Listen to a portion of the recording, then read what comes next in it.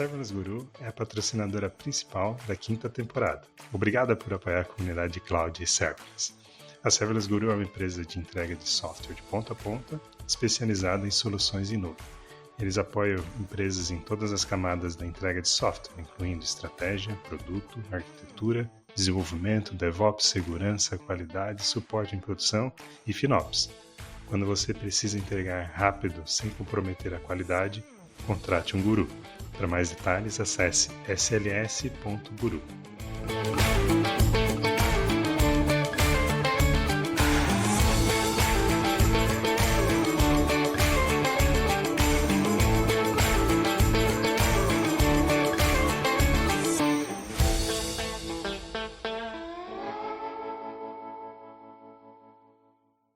Boa, tá no ar. Fala pessoal, estamos aqui para mais um episódio do Sem Servidor, seu podcast sobre serverless em português. Hoje temos mais um episódio case aqui, né, esse modelo onde a gente conversa com pessoas que estão utilizando serverless no dia a dia, utilizando, né, em produção, usando realmente para valer. E o case de hoje, né, é da Conta Simples, onde a gente vai explorar, né, como que eles estão utilizando serverless nesse cenário, nessa empresa. E para fazer esse papo comigo, eu estou aqui com o Lucas Machado, um rosto conhecido aí dos user groups de Blumenau, ele que é engenheiro de software na Conta Simples. Tudo certo, Lucas? Obrigado aí pela presença.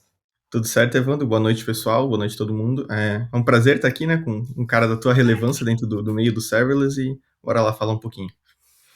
Legal. Vamos lá. Obrigado aí pela participação, por ter topado aí vir aí fazer essa conversa, né, e contar um pouquinho como que tu tem utilizado, a tua experiência, né? Então vamos conversar bastante. Começa primeiro falando quem que é o Lucas, um pouco do teu background, como que entrou nesse mundo de serverless, como tem sido essa jornada. Boa, bora lá. Eu trabalho com tecnologia desde 2018, se eu não me engano, 2019, acho que hoje eu tô com 23 anos, né, então eu acho que eu tava pros meus 16, 17, bem naquela época de decidir o que eu ia seguir da vida, né, na escola ali. Eu comecei com tecnologia especificamente muito pela influência do meu tio, que ele já tem uma carreira bem longa, e na época ele tinha uma plataforma de cursos na empresa que ele trabalhava, eu já sempre fui ligado no computador, né, ele falou, pô, tenta aqui, né, comecei com o básico de HTML e CSS e fui curtindo. Aí eu fiquei sabendo do Entra 21, que tem aqui em Blumenau, né, e comecei no Entra 21, na época com curso de PHP, e 2018, acho que foi, se eu não me engano, como estagiário de PHP lá na Teclógica, uma empresa aqui de Blumenau também.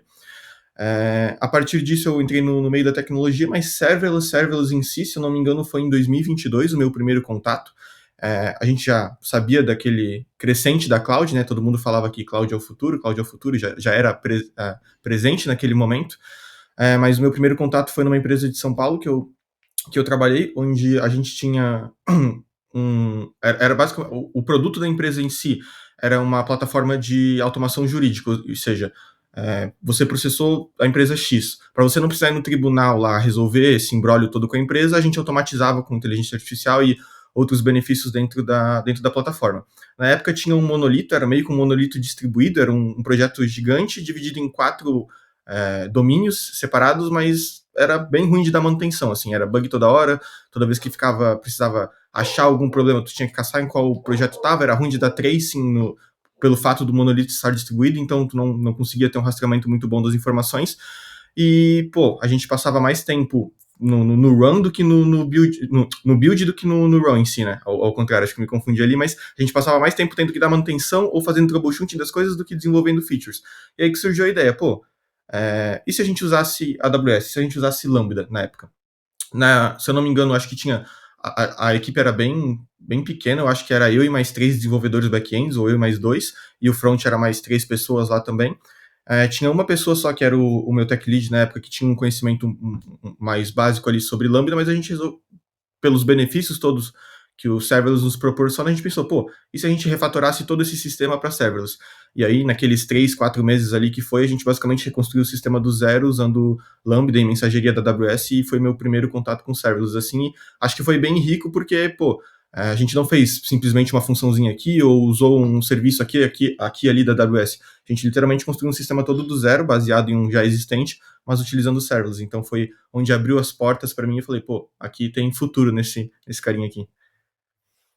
Legal, massa que tu entrou já nesse, bem forte já no mundo de serverless, porque eu costumo dizer, inclusive, né, que a promessa da cloud, no final das contas, é o serverless, né? Realmente tu ir para um ambiente na nuvem e que tu tenha pouquíssimo esforço, né, de Exato. manutenção de infraestrutura para tu poder realmente se preocupar mais com aquilo que é mais nobre para o negócio, né? Claro que aí tem vários serviços, começou, né, nascendo mais serviços em cloud, que ainda requerem muita esforço de infraestrutura, mas para mim, né, eu sempre gosto de pensar que a promessa da nuvem mesmo é o que o serverless promete entregar, Uhum, né? Então, legal que tu já entrou nesse cenário. E eu até fiquei curioso, assim, né, porque o modelo, né, de entrar, né, com pessoas que conhecem pouco, né, como tu mesmo comentou, tua experiência era pouca, talvez do tech lead que tinha um pouquinho mais, né, de conhecimento, né, muitas vezes, né, nessa vontade de utilizar esse serviço, porque a promessa é super legal, acaba passando por muitos problemas, né, de modelagem. Eu até vi recentemente um post no LinkedIn de uma pessoa que fez uma lambança implementando com lambdas, aí ficou caro, não valeu a pena, e aí, poxa, a culpa era de serverless, que é uma porcaria, que o é. lambda é uma porcaria, mas geralmente é por não conhecer e talvez não usar as melhores práticas. Teve um Uhum. pouco disso? Como é que foi essa primeira experiência aí? Teve um problema bem legal. Isso do LinkedIn é muito real. O pessoal geralmente coloca a culpa nos servers. Pô, eu quero fazer um sistema simples de gestão de despesas. Eu poderia fazer isso no monolito, mas daí eu fiz 80 lambdas ironizando, né? E daí ficou caro e tal. E Exatamente. agora tem até a brincadeira, né? Pô, você fez, legal que você fez no server, mas agora faz direito, né? Faz certo pra te ver o real benefício disso tudo.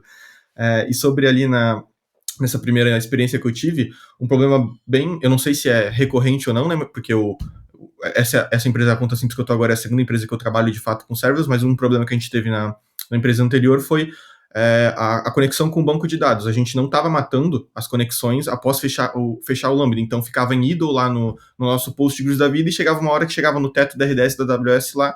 E aí, o que aconteceu? Por que meu Lambda não está mais persistindo? O que aconteceu, né? Hum, Até a gente descobrir o motivo e como é que a gente poderia fazer um sistema genérico que todas as lambdas ou uma lib, enfim, que tudo conseguisse se conectar entre os microserviços para poder matar essa conexão, foi um tempinho, acho que foi o principal problema que a gente teve na época, mas a gente passou bastante tempo refinando e definindo o nosso monorepo, né? Acho que um monorepo serverless hoje para as empresas é o mais comum, né? Porque você consegue segregar entre domínios e normalmente pelo menos pelos exemplos que eu já tive, né, trabalhando em empresas, muito da arquitetura, muito da segregação que você tem dentro do seu sistema reflete diretamente a arquitetura hierárquica não, né, de domínios que você tem dentro da empresa, né? Então, geralmente a gente separa equipes por domínios e a gente focou muito nisso, em fazer um monorepo ali e tentar dividir certinho os domínios para poder fazer eles reaproveitarem muito código, né? Porque a, por mais que o Lambda dele seja muito performático, no final das contas a intuição dele é fazer um único caminho, né? Não uma única coisa só, mas um único caminho, um único propósito para ele.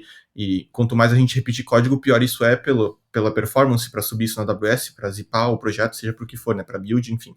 Então, participar dessas decisões técnicas e dos porquês foi bem legal na época, porque eu já peguei do início, né? Eu não fui dar manutenção numa coisa, ou o entry point de todo mundo que conhece serverless, imagino que seja o Lambda, né? Pô, quero fazer um negocinho aqui, sim. vou subir ali só para ver como é que funciona. Então, pegar isso desde o início, com o projeto inteiro, integrando o banco, com mensageria, com o Lambda, foi muito bacana. Legal, legal. E massa, assim, tu falou, né, desses cases, né, dos 80 lambdas, né, para exemplificar, e é isso, e acho que muito da ideia do podcast, dos eventos que a gente promove, é justamente levar esse conhecimento, porque nem sempre vai ser tão óbvio, né, como Uhum. fazer, é uma mudança de paradigma, né, então, a nossa missão, eu me sinto até cobrado, né, quando eu vejo esse tipo de cenário. Poxa, tem que fazer mais, né, para ajudar o pessoal a conhecer. Mas muito legal a tua jornada, né, já utilizando o serverless. Agora conta para o pessoal aqui que está ouvindo também, quem é a Conta Simples, o que faz, porque como a gente vai falar, né, da solução, é legal ter o contexto Uhum. também de qual que é o negócio, o que está resolvendo no final das contas. Boa. A Conta Simples ela é uma fintech, né? Hoje ela é sediada em São Paulo e basicamente ela é uma conta PJ feita para pequenas e médias empresas ou qualquer pessoa que tenha uma conta PJ e queira cuidar das suas finanças dentro dela, mas não só mais do que uma conta PJ, além dos benefícios que qualquer banco tem, como pagar Pix, gerar boleto, link de pagamento, ela tem muito foco em gestão de despesas. Então, nós temos, dentro da conta simples em si, nós temos duas contas, né? A conta PJ, que é uma conta de banco convencional, e a gente tem a conta Scale, ou corporativa, que é como a gente chama aqui dentro, que funciona com uma base de limite garantido, ou seja, você quer um cartão de crédito, você não vai ter aquele crédito concedido naquele momento para determinadas empresas ou cases, isso é possível, mas naquele primeiro momento, acabei de criar a conta, você coloca, sei lá, 10 mil reais naquele momento, então eu tenho 10 mil reais para me gastar com o meu cartão de crédito, é o famoso limite garantido, e a gente trabalha muito nisso da criação de múltiplos cartões, né? Principalmente voltado para o pessoal do digital, porque quando você lança alguma campanha, algum case de tráfego pago, é interessante você poder separar e metrificar quais gastos, onde é que está indo o seu dinheiro e tal, então é muito disso, é muito de gestão de despesas para as empresas e conciliação automática dos seus gastos. Aí, lá dentro você consegue separar por diferentes tipos de usuários, diferentes tipos de cartões por restrições, né, para cada determinado custo. Então é basicamente uma plataforma de gestão de despesas com uma conta PJ integrada. Legal, muito bom. E pega um público, né, que pede simplicidade, né? Então, e também é um público que precisa, né? Eu entendo que é um público que o negócio, né, tem uma escala muito grande, porque são Sim. pequenas empresas, microempresas são a base, né, do Brasil, então a grande quantidade de empresas estão ali, então para a empresa escalar, ela vai precisar também de muitas, e aí isso fatalmente vai precisar também de uma arquitetura muito escalável, né, para suportar isso, né? E a Nada conta melhor do sim, que nada melhor do que o imprevisível do que o serverless para te facilitar nessa escalabilidade, né? sem dúvida, acho que isso acaba, né, fazendo aqui, né, olhando para trás, talvez, isso pode ter sido um fator determinante, né? A Conta Simples, ele é uma empresa bem jovem, inclusive, né? Então, conta pra gente, já nasceu já serverless ou, poxa, nasceu em outra abordagem, depois evoluiu para ter serviços já baseados em serverless? Como é que é um pouco essa história? Como que o serverless entrou na Conta Simples? Pô, o início da conta simples, se eu não me engano, foi ali para 2019, 2020, por aí. Na época ainda, a ideia era só criar cartões e possibilitar que as pessoas conseguissem gastar nesses cartões, não era nem tanto gestão de despesas. E, pô, eu troquei uma ideia com o pessoal essas últimas semanas ali para entender um pouco mais dos porquês, né? Porque eu tô há, acho que pouco mais de 9, 10 meses ali na conta simples e pelo que o pessoal comentou comigo, no início tinha algumas aplicações em Java, se eu não me engano, a equipe era bem pequena, era 3, 4 desenvolvedores ali, e surgiu a necessidade muito por causa do custo, né? Porque um dos grandes benefícios do serverless, além da escalabilidade automática, é o custo, porque você paga tudo sob demanda ali dentro. Então, o principal motivo foi o custo, e acredito que eles foram a ter migrado aquelas aplicações em Java ou na tecnologia da época para serverless, principalmente pelo fator custo e escalabilidade, porque nesse primeiro momento da empresa, quanto mais rápido você lançar alguma feature, mais rápido vai ter um retorno sobre aquele teu investimento, né? Então, você segregar essa parte de não precisar ficar olhando, monitorando com, com tanta cautela e precaução como numa arquitetura de servidor convencional, acho que foi o principal fator para eles poderem ter utilizado o serverless, e desde então é serverless para tudo, basicamente.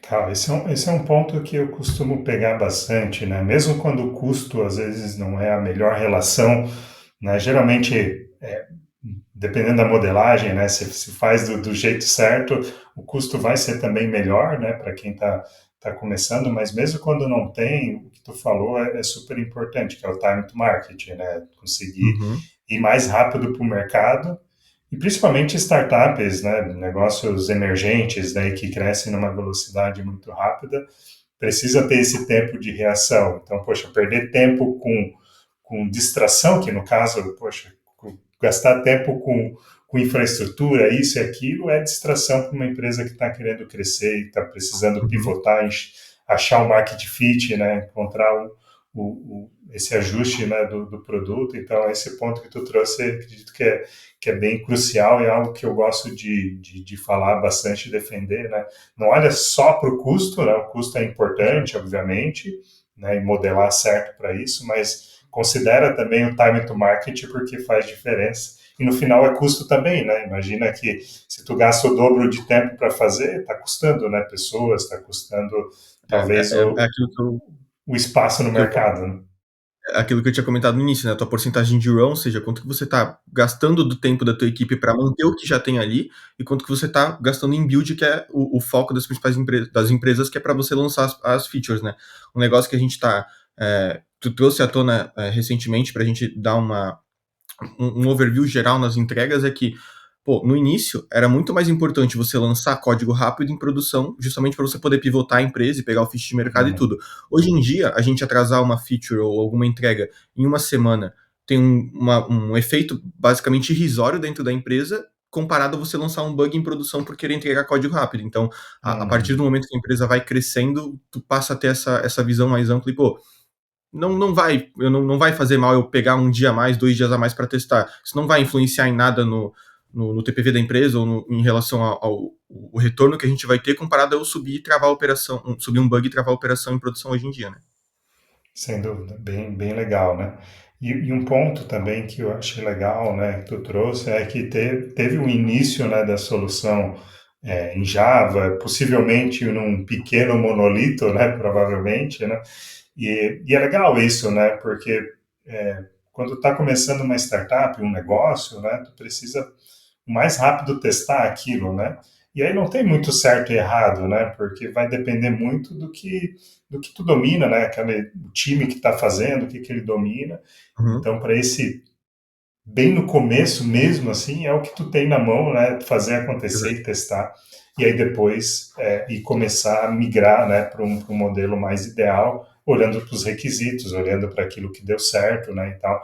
Então é legal esse destaque também, porque não é ideia aqui também defender um modelo, né, de arquitetura ou um modelo de paradigma sobre qualquer outro, né. Eu acho que é legal a gente sempre reforçar esse olhar mais pragmático, né? No final, a gente tem uma necessidade de negócio, tem um problema para Uhum. resolver e a gente precisa usar de forma criativa as tecnologias que a gente tem para fazer isso acontecer. E eu acredito, né, fatalmente, que o serverless é um caminho natural, né, para quem quer escala, quem quer melhor time to market, mas nem sempre ele vai ser o melhor, né, no começo. Então é legal ver essa história que acaba se repetindo, né, em muitas startups, né, num modelo, né, parecido com o perfil da conta simples.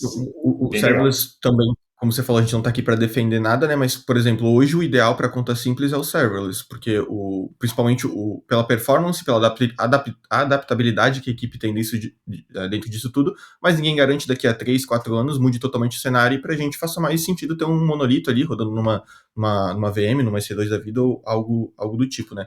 E muitas vezes no início também é muito do que tu falou, assim, pô, é o que a gente tem na mão, então às vezes deixar um pouquinho de lado o preciosismo da gente querer fazer uma arquitetura perfeita, de um produto Uhum. perfeito, para poder lançar o que a gente tem e, pô, vamos sentir o mercado. Às vezes a ideia que a gente tem nem vai rolar. Então a gente vai gastar um monte de tempo tentando definir alguma coisa bonitinha que no final das contas não pode acabar não dando certo, né? Então mais vale ter o Fusquinha andando do que uma Ferrari parada no final das contas, né? Exatamente. Boa, boa. Essa é uma boa frase, hein? Uhum, E eu acho que um ponto assim é que a minha defesa é sempre muito em serviços altamente gerenciados, né? O Lambda, ele é uma forma de computação serverless que, poxa, eu acho incrível e para talvez a maioria dos casos ele vai funcionar bem, mas para mim a defesa é realmente serviços altamente gerenciados. Então talvez tu vai chegar em algum momento que tu vai dizer preciso de um microserviço, um container que vai rodar, mas não significa que tem que ir subir um cluster uhum, IKS, num cluster Kubernetes, num EC2 e, poxa, vai para um serviço totalmente gerenciado, não se distrai com isso, bota num ECS, ou até mesmo um uhum, EKS, né, que tem uma exigência um pouco maior, né, o ECS eu entendo que é mais simples, né? Mas, poxa, vai para um serviço ou similar, né? A gente está falando muito de AWS porque é o nosso background aqui, mas alguma coisa similar também, né? Então, acho que usar o melhor do serverless é usar o máximo de serviço gerenciado possível, né? Para não ter essas distrações, né? Então, bem, bem exatamente. legal. E como é que é hoje, assim, né? Beleza, vocês fizeram essa jornada, saíram, né, desse início e passaram a fazer tudo serverless. Ainda Uhum. é tudo que nasce, né? Acho que vai ter um serviço novo. Já nasce serverless, tem essa mentalidade serverless first ou não? é analisado outras abordagens? Como é que é um pouco o racional por trás da tomada de decisão para vocês? Bom, sobre as decisões de produto, né, tudo vem de cima, então os PMs, eles fazem de quarter em quarter, que a gente chama, né, a cada 3 meses ali, uma revisão geral do que vai ser lançado e do que vai ser atacado nos próximos 3 meses, e sobre as decisões arquiteturais, sim, é tudo serverless first.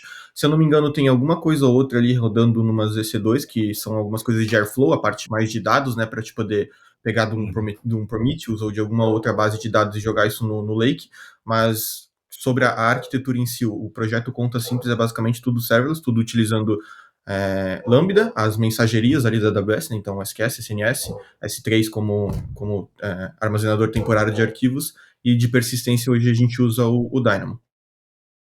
Legal. Esse ponto, né, de infraestrutura de dados ainda é um desafio, né, de ter altamente gerenciado, né? Eu vivi isso Uhum.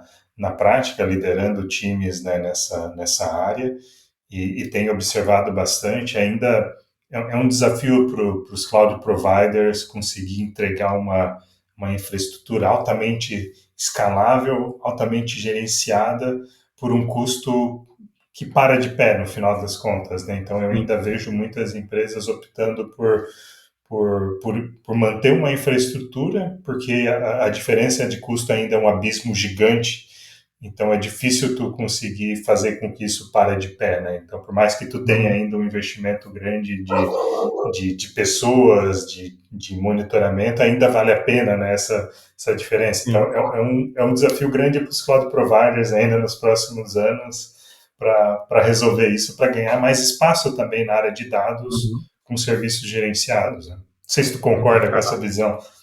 Eu concordo até pelo fato, pô, o serverless ele lida com o imprevisível, mas quando a gente fala de dados, a gente pode ter massas enormes de dados a serem processados ali, e como a gente sabe, o que mais torna caro um processamento de Lambda, por exemplo, não é o tempo que ela está executando, não é a quantidade na verdade, não é a quantidade de requisições que ela está executando, mas é a quantidade de processamento, de poder de recurso que ela está utilizando e o tempo que ela está utilizando. Então, quando a gente fala de processamento de dados, isso tudo vai lá para as alturas, né? Porque além de ser imprevisível, são quantidades enormes de dados. Então, para os cloud providers conseguirem chegar no benefício que a gente quer ter ali de ser algo totalmente gerenciado pela parte do provedor e com um preço acessível é um desafio, concordo. Bem legal, e eu vejo já um movimento interessante para tentar ocupar esse espaço, né? Eu tenho também alguns acessos, né, de mais Uhum. próximos, mais privilegiados, então é legal ver que não é só uma percepção que o mercado, mas os próprios cloud providers já estão percebendo e se movimentando nisso, mas tu matou, assim, quando Uhum. tu trabalha com dados, está falando de volumes muito grandes e, de certa forma, até previsíveis, né? Diferente de tu ter uma aplicação que pode ter spikes e vai ser difícil manter isso. Agora, às vezes, dados, tu tem uma previsão. Poxa, eu vou processar 1 milhão de requests todos os dias, exatamente nos mesmos horários, mais ou Uhum. menos, né? Então, beleza, a escalabilidade ajuda para não ter que se preocupar com isso, mas tu precisa ter um outro lado que é mais de, beleza, como é que eu uso mais algo mais estável, né, para também puxar o custo para baixo, né? Essa é uma discussão legal, acho que daria até um episódio só discutindo Dá, dá. esse tema, Uhum. porque eu acho que é bem legal, ainda mais no mundo que a gente está vivendo agora, que é dados, a inteligência Uhum. artificial e a fundação, né, de tudo isso, né? Então, mas bem legal, Sim. acho que puxamos um pouco desse fio, né? Legal. Então, beleza. Totalmente serverless, novos recursos já é serverless first, então só vai deixar de ser serverless, né, casos diferentes como esse de dados, né, porque realmente Uhum. acaba não parando de pé ali em termos de custos, enfim, né, legal. E como é que essa a arquitetura, assim, né? Porque uma coisa que eu gosto de reforçar também, que quando a gente vai para um modelo serverless, né? Conceitualmente, tu tem que reagir mais às coisas, né? Então, um modelo orientado a eventos geralmente é a melhor opção para trabalhar com serverless. É a realidade de vocês? Como é que é essa comunicação entre serviços? Como é que essa arquitetura convive, né? Uhum. Pô, basicamente, como você comentou, ó, geralmente a melhor escolha é a gente reagir a alguma coisa, e isso não é diferente aqui dentro, basicamente é tudo Event Driven, né, tudo orientado a eventos. Os nossos projetos, eles são, como eu comentei, separados por domínios, né, isso reflete a estrutura organizacional da empresa também. Então são separados por domínios, cada domínio tem integrações, por exemplo, eu sou do domínio de uso de cartão, né, na parte de cartões. É o serviço, na verdade, mais crítico dentro da conta simples, porque todo o TPV, todo o dinheiro que entra para a gente, né, o TPV, aquela margenzinha que a gente pega da transação do cartão para vir para a Uhum. conta simples, que é basicamente da onde vem o dinheiro, passa pelo nosso serviço. Então, se eu não me engano, 95, 96% de todo o TPV da empresa tá passando pelos nossos serviços e vem das nossas soluções, né? Porque a gente cuida tanto da parte de criação, gerenciamento de cartões, quanto da parte de limite também, né? Então, entrada, retirada de limite, pagamento de fatura dentro do, do projeto, né? Do produto. E basicamente é tudo orientado a eventos, como eu comentei, funciona tudo à base da mensageria ali, então muito SQS, muito tópico, muito SNS. Tem algumas coisas com data streaming dentro do Dynamo também, se eu não me engano. Eu acho que eu mexi pouquíssimo, mas eu sei que tem. E as integrações a gente está fazendo via invocação. Então, por exemplo, eu tenho uma lambda de limite, ela precisa consultar um dado da conta do cliente. Então a gente vai lá e invoca a lambda de outro domínio. Isso até é um case bem legal que impacta um pouco nas nossas métricas falando de sistema. Eu fiquei sabendo desse dia, até eu não sabia que tinha, acho que talvez tu possa explicar um pouquinho melhor como funciona. Mas uma coisa que a gente está tentando melhorar e está tentando crescer são as métricas do nosso sistema como um todo, assim. Tempo de requisição, invocações, como é que funcionou, qual que foi o a quantidade de volumetria que passou, de dado que passou lá por dentro daquele sistema, e como a gente usa invocações, por exemplo, eu tenho uma lambda e eu invoco outra lambda. Se essa lambda morrer, a minha lambda que invocou ela não vai saber exatamente qual que foi o tracing de dados ou o que passou por lá, e isso impacta diretamente nas métricas, por exemplo, do CloudWatch. Eu não consigo ter um tracing exato, porque eu não sei o que aconteceu naquela outra lambda que ela está invocando para poder ter o meu fio ali, né? Eu imagino que o X-Ray deva ajudar nisso, mas numa métrica simples que o CloudWatch disponibiliza, isso não é tão simples, e é um dos motivos da nossa parte de métricas ter que ter algumas melhorias, né? É um dos motivos também de a gente estar mudando agora a interação de integrações entre os sistemas para utilizar uma integração HTTP ao invés da invocação. Eu queria até uma explicação tua, assim, por que isso acontece? É justamente disso, pô, aquela lambda morreu e por isso eu não consigo ter um tracing, e com o HTTP ali usando o API Gateway eu consigo ter esse rastreamento? Como é que funciona isso?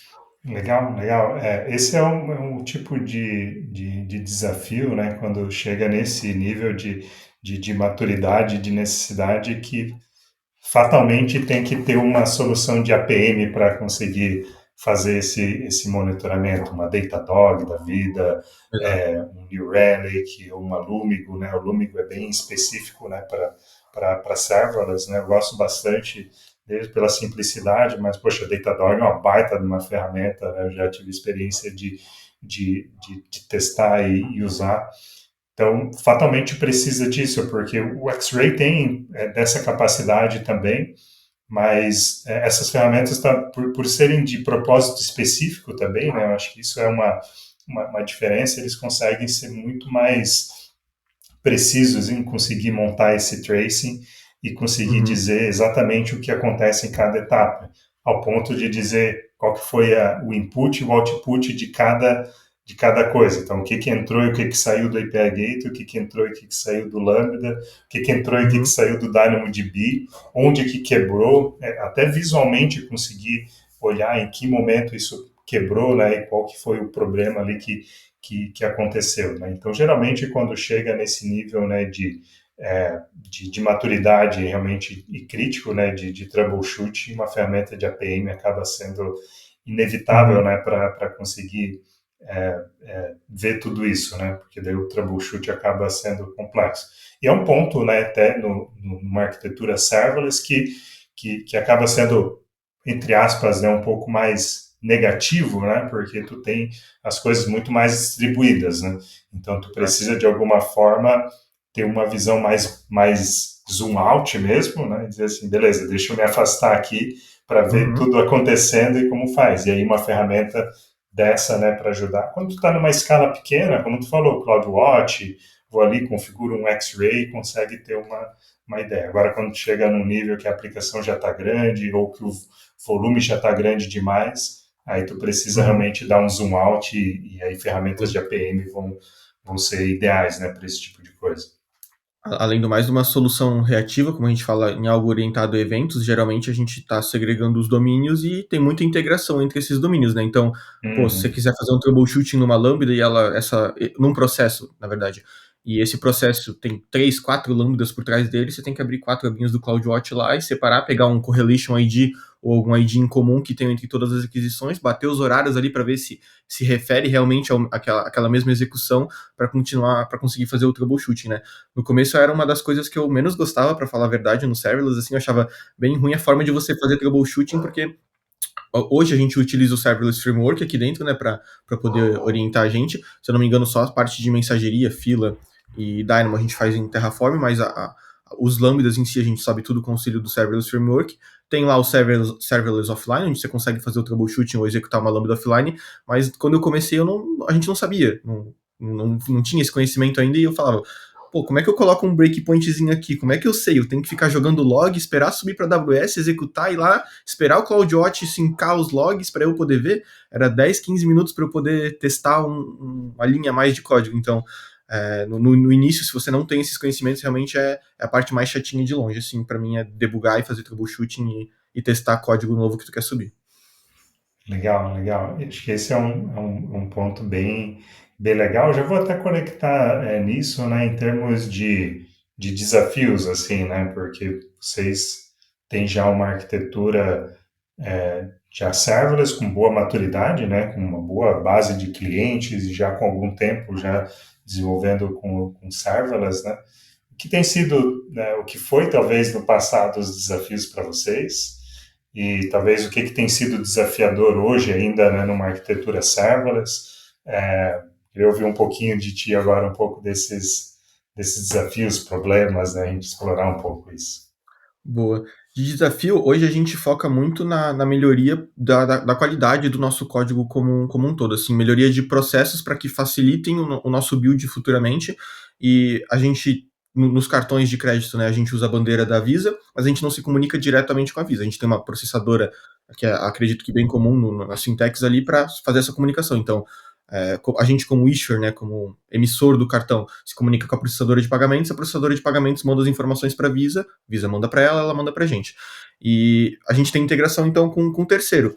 E tem alguns problemas, por exemplo, até na conversa inicial que a gente teve, que é bastante legal tratar dentro de microserviços e de qualquer produto como um todo, que é o conceito de você deixar um registro idempotente, né? É o conceito de você alterar Uhum. ele uma vez, fazer o que tem que fazer, e se por algum acaso ele ser chamado 2, 3, 4, 5 vezes, ele não vai ter alterações, porque o que ele tinha que ser executado já foi executado, né?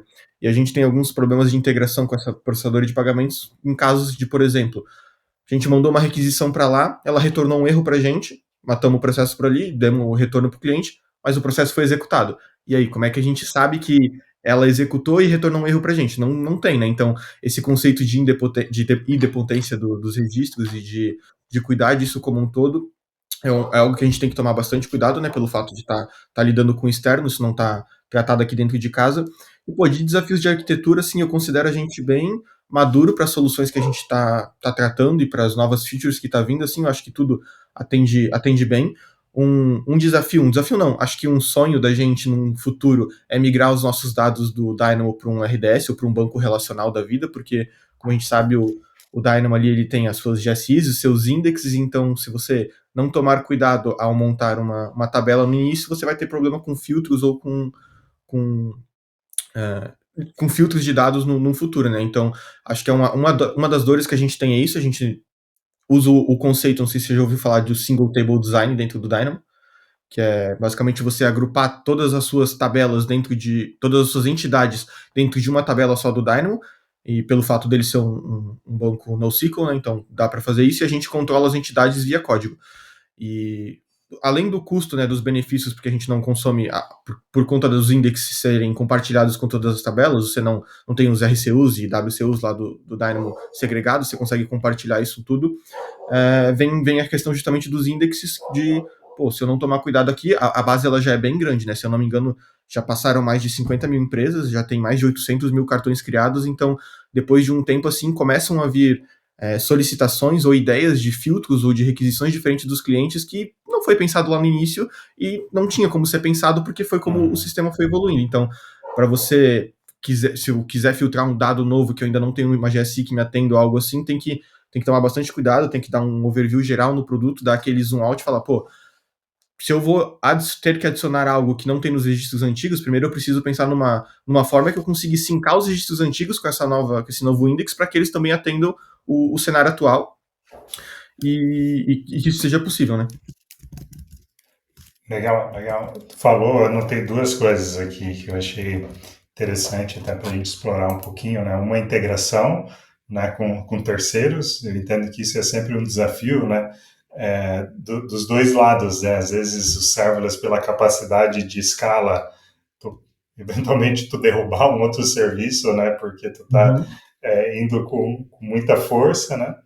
Mas tu trouxe um aspecto legal, né, da potência, né? Eu, inclusive, tive mais contato e aprendizado com isso quando eu trabalhei também no mercado financeiro, então tinha muito desse desafio, que acaba sendo mais crítico. Imagina tu debitar Sim. duas vezes da conta da pessoa, né? Ou creditar também duas vezes na conta da pessoa um valor, né? É um tipo de coisa que não pode acontecer, ou deveria acontecer raramente, né? Porque na tecnologia é difícil tu garantir que nunca vai acontecer, mas e aí entra realmente o conceito de depotência que é interessante e realmente precisa ser tratado, né?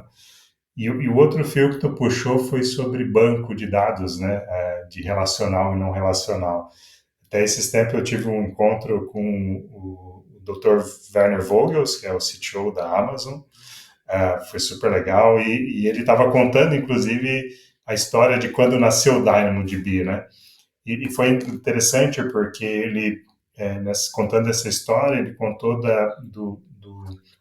da pesquisa que eles fizeram, um estudo para entender o quanto que eles precisavam realmente de um banco transacional, quanto que era transacional de fato que precisava de um banco relacional que tenha, enfim, a capacidade que a gente conhece, né, de persistência e tal, versus algo que tem uma consistência eventual ali, como um DynamoDB, né? E aí ele tem essa estatística que só 10% do que tu precisa de um banco relacional, né? E para mim isso é legal porque não é um extremo nem outro, não é que não precisa de banco relacional e que vai fazer tudo num DynamoDB ou qualquer outro NoSQL, né? E também não é o caminho ir só no relacional, porque a gente sabe, né, os desafios de escala, enfim, né, de throughput. Então, essa foi uma história que eu achei legal, que, né, fez nascer o DynamoDB por conta dessa estatística. Então, é legal trazer esse cenário, né, de que, poxa, precisamos em algum momento ir para um RDS, ter talvez uma parte, talvez não vai ser migrar totalmente o DynamoDB, né, mas geralmente vai precisar isso, né.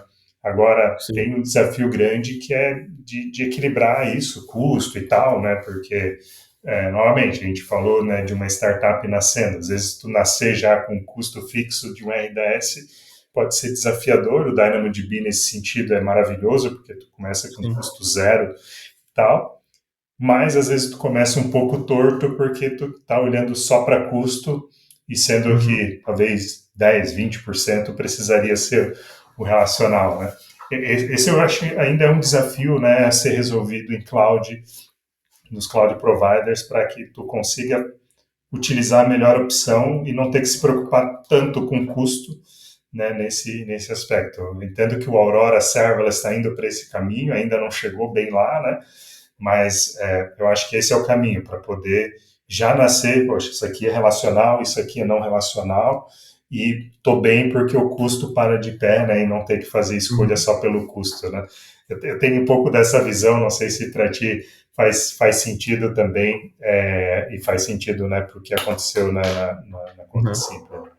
E isso que tu comentou da consistência eventual é algo que se reflete aqui na conta simples, porque são poucos os fluxos que a gente tem que, pô, o dado precisa estar extremamente quente naquele momento que eu fazer a busca, né? Porque, como a gente sabe, o Daimon ele tem várias instâncias, então dependendo da instância que eu bater, por mais que eu já tenha mandado o registro para a base, pode ser que ela não esteja quente o suficiente com aquele dado atualizado. Então, ele até tem a flagzinha lá e são só em alguns lugares que a gente realmente precisa daquele dado quente e isso acaba ajudando muito a gente a usar o Dynamo, muito por conta do custo, muito por conta da velocidade dele. E sim, isso numa startup ali, eu acho que como a gente está na era dos dados, né, dado é dinheiro, basicamente, hoje, né, tudo gira em torno de dado, eu acho que, além de você ter a preocupação de você ter que construir um produto, um sistema com o que você tem na mão e não tentar abstrair muito, eu acho que, principalmente na base, na parte de dados, na parte de persistência, é algo que vale a pena focar bastante, porque muitas vezes é o que vai onerar bastante o teu custo, né, se você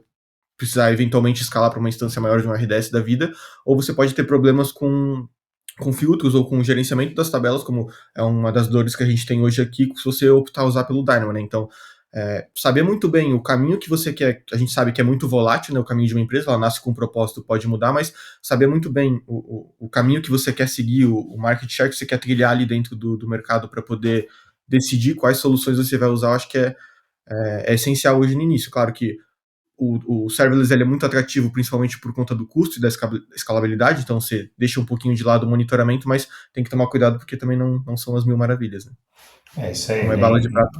não é bala de prata, assim, tipo, nascer com uma solução que é o feijão com arroz, né? Um API Gateway, Lambda, um DynamoDB, talvez um SQS ali, enfim.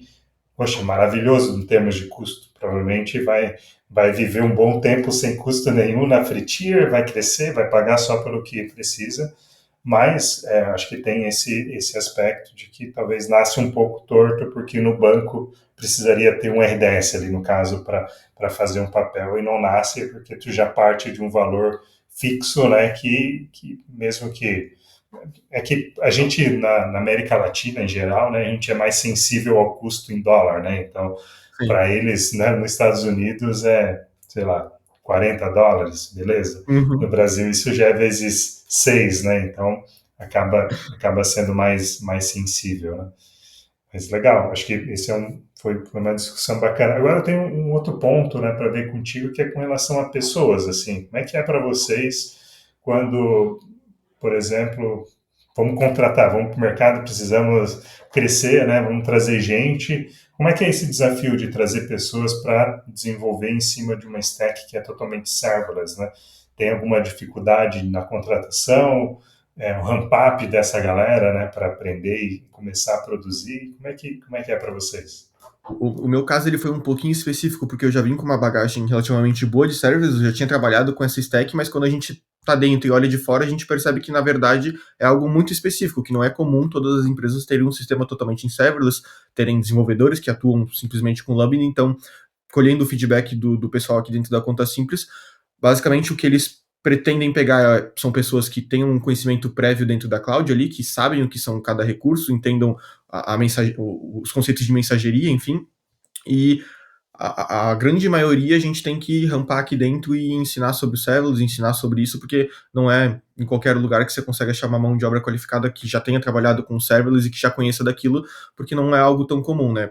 Pra gente que tá aqui dentro é algo extremamente comum, mas quando você olha para o mundo externo, ainda os serviços legados e monolitos e, enfim, os express da vida, que são os convencionais e o que o pessoal geralmente começa a trabalhar ainda é a imensa maioria, né? Então, geralmente o treinamento ele vem aqui dentro buscando os principais conceitos de nuvem, mas não necessariamente precisa ter trabalhado com uma Lambda da vida ou algo assim. Então, acho que depois que você pega também o conceito da lógica de programação, no final das contas, você só não está cuidando do seu computadorzinho ali, né? Quem cuida disso para você é a AWS, mas o que a gente busca é os principais pessoas que têm os principais conceitos de nuvem e a gente vai rampando aqui. Isso é um pouquinho mais demorado para o ramp-up da pessoa dentro da empresa, né? Caso ela nunca tenha trabalhado, porque além de entender sobre a regra de negócio, ela tem que entender sobre um mundo novo, que é o serverless, mas depois disso, com uma arquitetura bem consolidada e com os domínios segregados do jeito que a gente tem hoje, eu prefiro muito mais dar manutenção em algo assim, porque, pô, quebrou um negócio, eu já sei exatamente onde é que tá, fica mais fácil o troubleshooting.